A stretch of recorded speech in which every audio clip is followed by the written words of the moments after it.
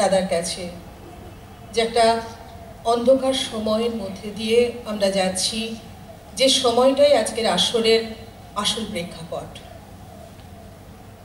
ভারতবর্ষের পরে গলিত সূর্য ঝরে আজ, দিক বিদিকে উঠছে আওয়াজ, রক্তে আলো লাল।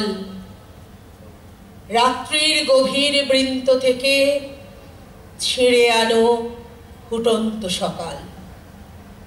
এই ফুটন্ত সকালের দিকে তাকিয়েই আমাদের আগামীর পথ চলা।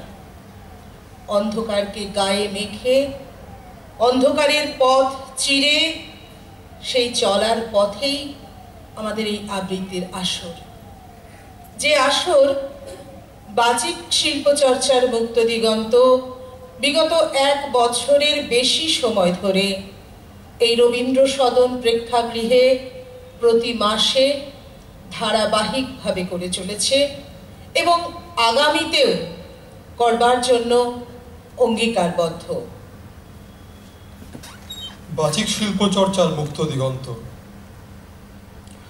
নথিপত্র বলছে এর জন্ম 2013 সালে, কিন্তু এই চর্চা কেন্দ্রের প্রায় প্রত্যেক পূর্ণবয়স্ক সদস্যই শিল্পী এই শহরের সৃজনশীল আবৃত্তি ধারার ক্ষেত্রে দীর্ঘ সময় ধরে কাজ করে চলেছেন। আজও এই চর্চা কেন্দ্রের সঙ্গে তাঁদের নিবিড় যোগ। তাই আজকের নবীন প্রজন্ম তাদের সেই পরীক্ষা নিরীক্ষার ফসল হাতে কলমে প্রত্যক্ষ করার স্বাদ পেয়ে চলেছেন। আবৃত্তির দিগন্ত জুড়ে আমাদের দীর্ঘদিনের উড়ান। আমরা বহুজন বহুদিন পার করেছি অনেক চড়াই উতরাই।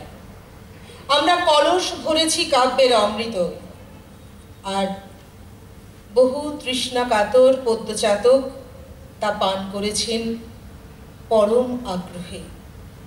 যার চরম তৃপ্তির আবেশ তাদের মধ্যে আজও আবিষ্ট হয়ে আছে।